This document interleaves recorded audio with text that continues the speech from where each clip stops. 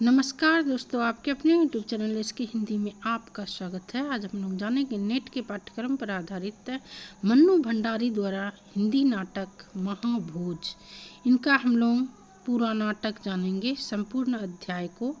इसमें 11 अध्याय है और इसका हम लोग मन्नू भंडारी जी का संक्षिप्त जीवनी भी जानेंगे, कृतियाँ भी जानेंगे और इस नाटक का निष्कर्ष भी हम लोग जानेंगे। तो आइए मन्नू भंडारी जी के बारे में कुछ जान लेते हैं। जन्म इनका हुआ था 3 अप्रैल 1931 ईस्वी में। मन्नू भंडारी कृत महाभोज नाटक का संपूर्ण अध्ययन करेंगे हम लोग। मन्नू भंडारी संक्षिप्त जीवनी। मन्नू भंडारी का जन्म 3 अप्रैल 1931 ईस्वी को मध्य प्रदेश में मंदसौर जिले के भानुपुरा गांव में हुआ था। इनका बचपन का नाम महेंद्र कुमारी था। लेखन के लिए उन्होंने मन्नू नाम का चुनाव किया। लेखन का संस्कार उन्हें विरासत में मिला। उनके पिता संपत राय भी जाने माने लेखक थे। प्रमुख कृतियाँ इनका है मैं हार गई 1957, एक प्लेट सैलाब 1962, यही सच है 1966, 3 निगाहों की तस्वीर 1968, त्रिशंकु 1978, श्रेष्ठ कहानियाँ आँखों देखा झूठ, अकेली बंदी, नायक खलनायक विदूषक, रानी माँ का चबूतरा। नेक्स्ट हम लोग जानेंगे उपन्यास। इनका उपन्यास है कृतियाँ इस प्रकार। 1 इंच मुस्कान 1962, पति राजेंद्र यादव के साथ मिलकर लिखा। आपका बंटी 1971, आपका बंटी भी नेट के पाठ्यक्रम पर है, मतलब आधारित है। 1931 ईस्वी।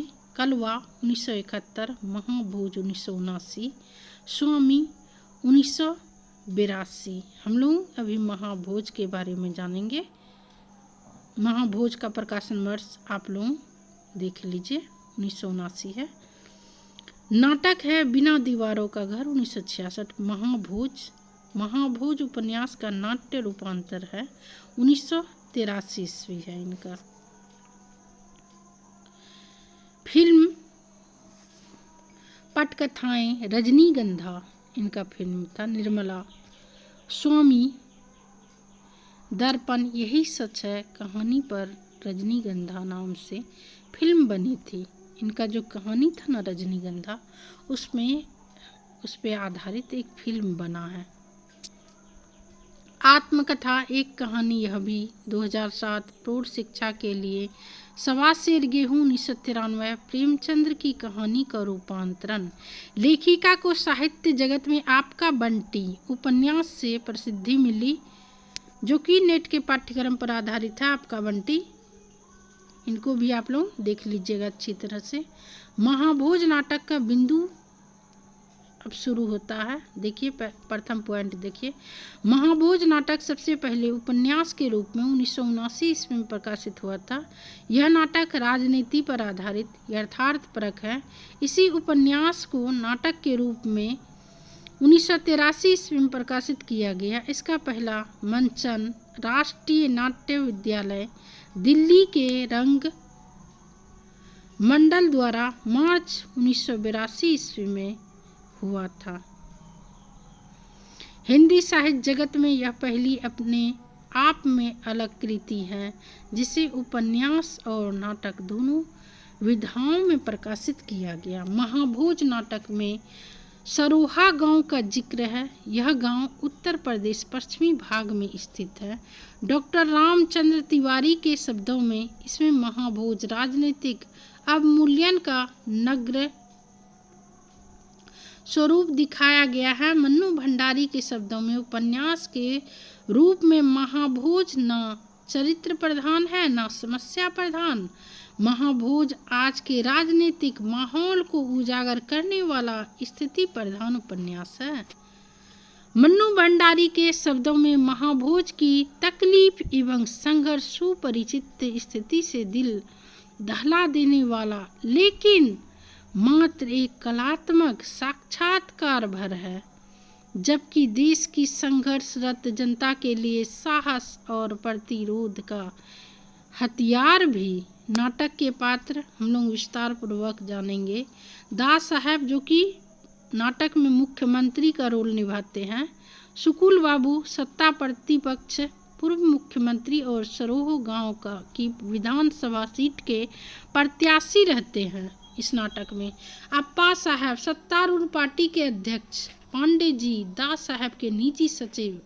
लखन सिंह सरोहा गांव की सीट से सत्ताधारी पार्टी का प्रत्याशी दास साहब का विश्वास पात्र। जमुना बहन दास साहब की पत्नी। एसपी सक्सेना पुलिस अधीक्षक। डीआईजी सिन्हा यह बड़ा ही स्वार्थी चरित्र है। श्रीमती सिन्हा डीआईजी की पत्नी।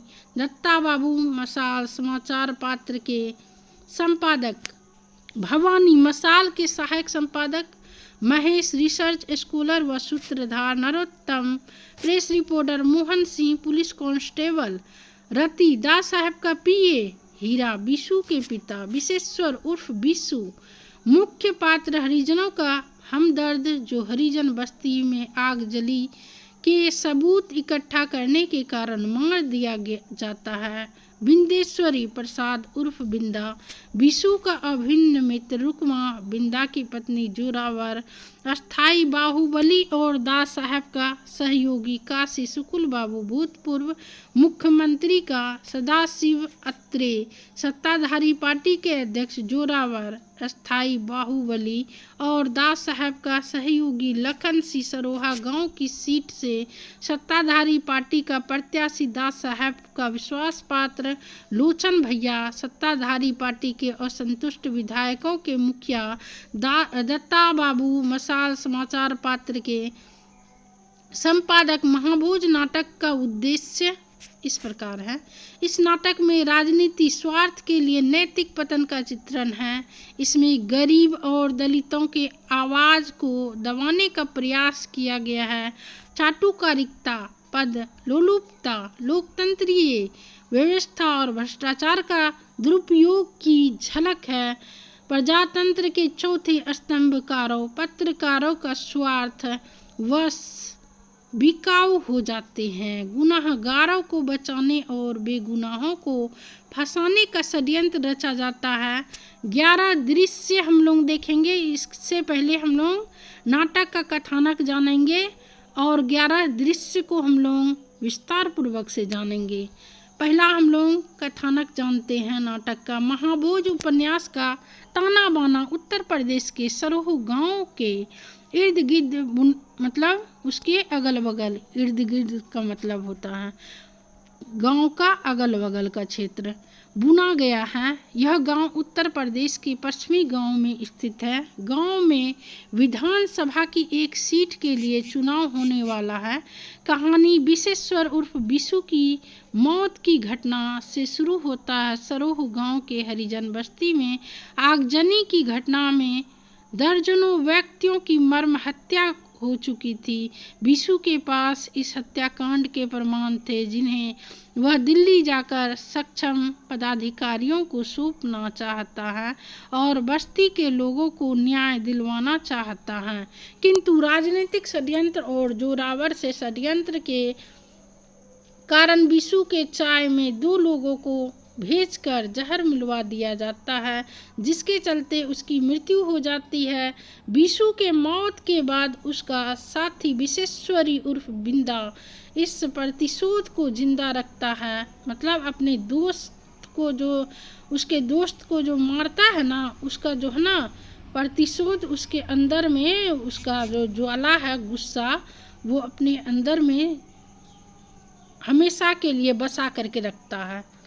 बिंदा को भी राजनीति और अपराध के जाल में फंसाकर सलाखों के पीछे डाल दिया जाता है।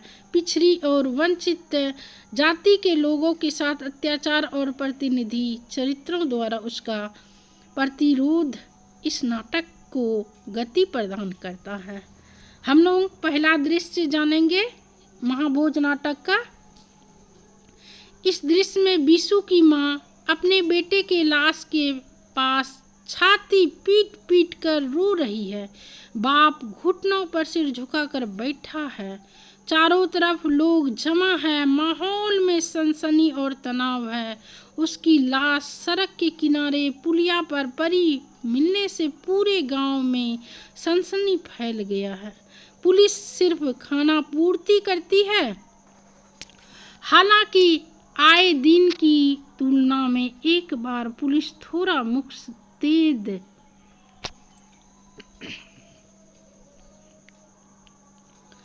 दिखाती है। गांव में सभी लोगों को यह यकीन हो गया था कि बिशु की हत्या हुई है।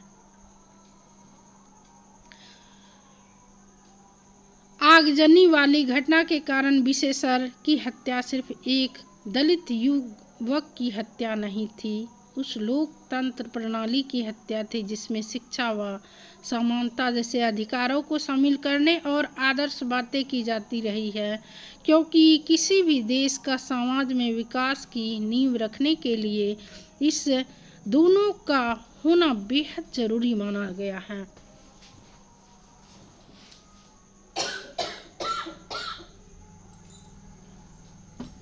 जो भी नए व्यक्ति हमारे वीडियो को देख रहे हैं, जो भी नए स्टूडेंट, उनसे मैं कहना चाहूँगी चैनल को सब्सक्राइब करना ना भूलें ताकि मेरा इसी प्रकार का नया नोटिफिकेशन आप तक जल्द पहुँचे।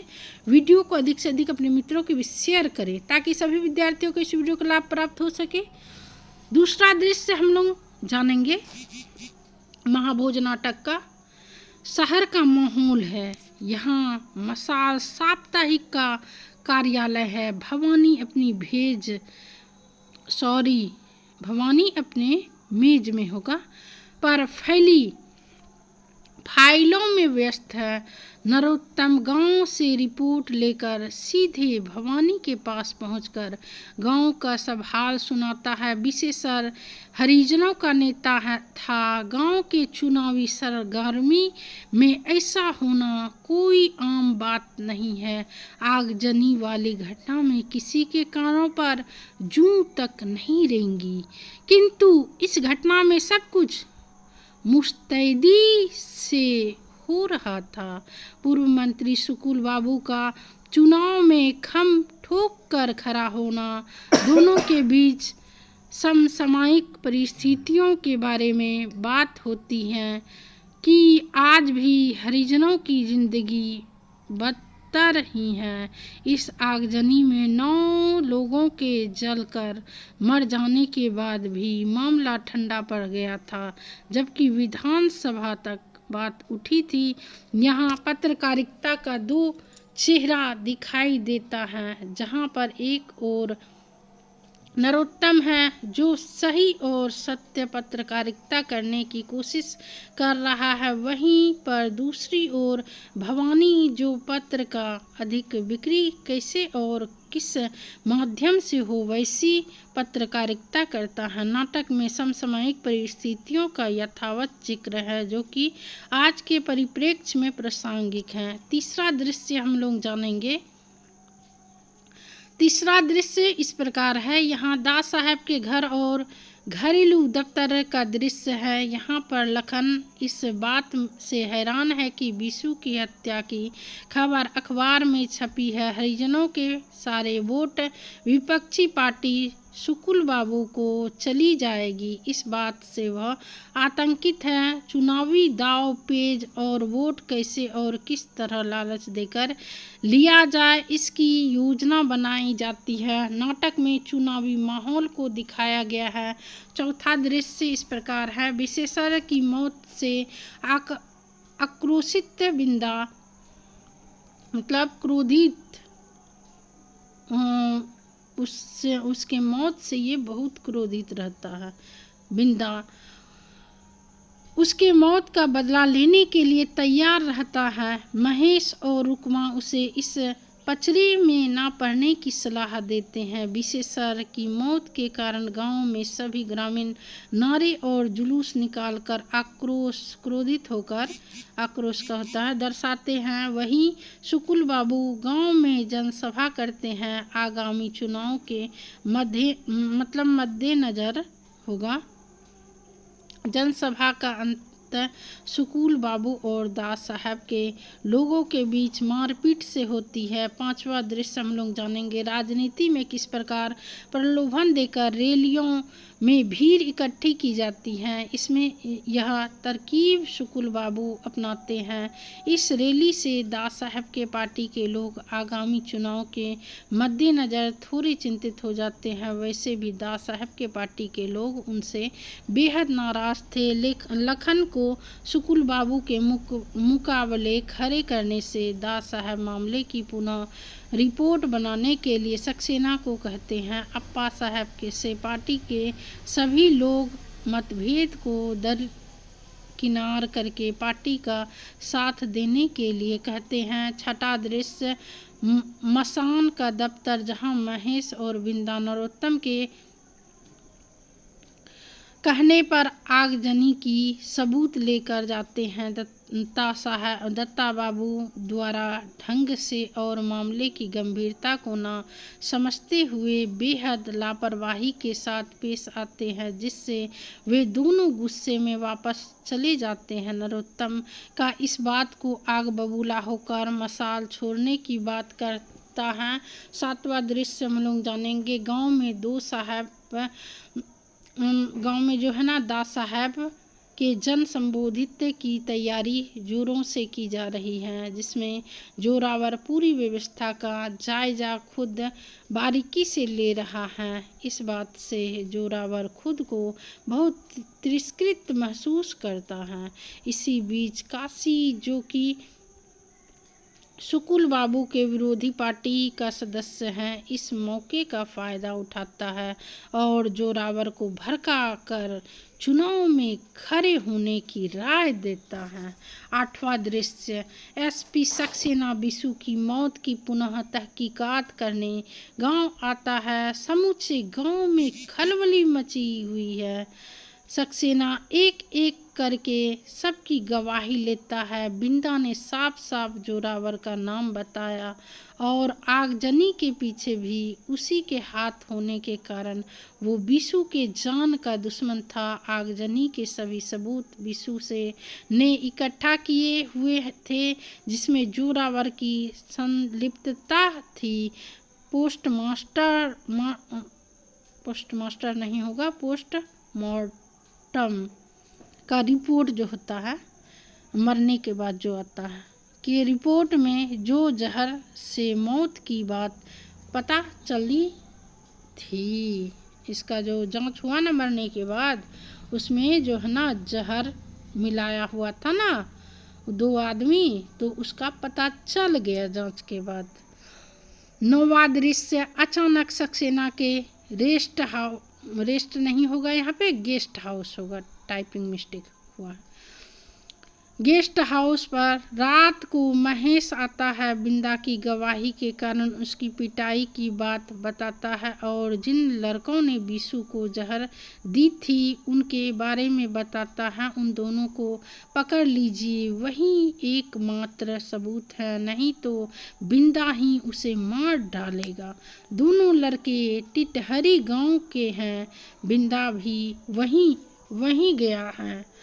10वां दृश्य हम लोग जानेंगे सक्सेना के रिपोर्ट में जोरावर को साफ साफ हत्यारा घोषित किया गया। जोरावर के चुनाव में खड़े होने से होने वाले नुकसान से दास साहब हैरान हो जाते हैं। जोरावर को सक्सेना की रिपोर्ट से धमकाते हैं और वह चुनाव में खड़े होने के फैसले को बदल देता है। दास साहब जो है इस मामले में बिंदा को बिशु का हत्यारा बताते हैं कि रुकमा के साथ संबंध को बिंदा बर्दाश्त नहीं कर पाया। चोरी छुपे उसने इस कार्य को अंजाम दिया। दास साहब ने DIG को कहा कि सक्सेना को सस्पेंड करो और बिंदा को गिरफ्तार करो। इस दृश्य में राजनीति में व्याप्त शक्ति का दुरुपयोग साफ दिखाई देता है। ईमानदारी का कोई सबूत नहीं, यह भी साफ दिखाई देता है। उसकी ईमानदारी का कोनो सबूत नहीं था, वो भी सबको दिखाई दिया और झूठा में मतलब फंसा दिया। 10वां दृश्य में हुआ है। और लास्ट दृश्य मतलब हम लोग दृश्य देखेंगे, जानेंगे इनके बारे में। 11वां महाभोज नाटक का 11वां दृश्य इस प्रकार है। जोरावर के घर पर जन्म का माहौल है, जहां उनके बीसू के हत्या के मामले में से साफ बाहर निकल जाने की खुशी में नाचने वाली को बुलाया गया है। दूसरी तरफ सिन्हा आईजी के मतलब वहाँ पे जश्न होता है, जश्न होता है उसके घर पे, मतलब उसके खुशी में प्रमोशन और शादी की 25वीं सालगिरह का जश्न मना रहे हैं। उधर थाने में बिंदा को मार मार के बीसू से खून का इकरार करवाने में लगे हैं। महाभोज नाटक में कभी दृश्य दास साहब के घर का दिखाया जाता है तो कभी थाने में पिटता हुआ बिंदा का। बिंदा बेचारा अपने ही दोस्त के कारण फंस गया बुरी तरह से, जबकि बिंदा सही व्यक्ति है। एक तरफ दास साहब बिंदा को फंसाकर दुनिया के सुख और आराम फरमा रहे हैं, वहीं बेकसूर बिंदा दर्द से कराह रहा है। पुनः जोरावर के घर का दृश्य है, सिन्हा का पार्टी का दृश्य है और दास साहब के खाने पीने का दृश्य आता है। या सही महाभोज चलते रहता है, फिर थाने का दृश्य आता है। बिंदा कराह रहा होता है, महेश वहाँ जाकर भी कुछ नहीं कर पाता है और नाटक समाप्त हो जाता है। मतलब इसमें फंसता कौन है? जो बिना कसूर का रहता है, जो उसका दोस्त रहता है। अब कहानी का हम लोग लास्ट देखेंगे, निष्कर्ष इसका भी जान लेते हैं। हम लोग विस्तार पूर्वक से जाने हैं महाभोज नाटक को। निष्कर्ष इस प्रकार है, अतः यह कहने में कोई अतिशयोक्ति नहीं होगी कि मन्नू भंडारी का महाभोज नाटक अपने नाम को पूरी तरह से सार्थकता प्रदान करता है। महाभोज अर्थात बड़ा भोज, बड़ा आयोजन, जिसमें खाने के लिए बड़े बड़े लोग आमंत्रित किए जाते हैं, किंतु यहाँ पर बड़ा भोज किसी खाने को लेकर नहीं बल्कि व्यक्ति वर्ग की अस्मिता से जुड़ा है। इस नाटक में मन्नू भंडारी ने राजनीति के सिर्फ एक रूप को ही नहीं दर्शाया है, अपितु अपने प्रयासों के माध्यम से उन्होंने ऐसी चीज़ों को भी उजागर किया है जो सहज नहीं है। मतलब इस नाटक में हर तरह का चीज़ को दिखाया गया है, ईमानदारी, बेईमानी, हर तरह का कैसे लोगों को फंसाया जाता है, ईमानदार व्यक्ति को, ये भी इस नाटक में हम लोग जाने।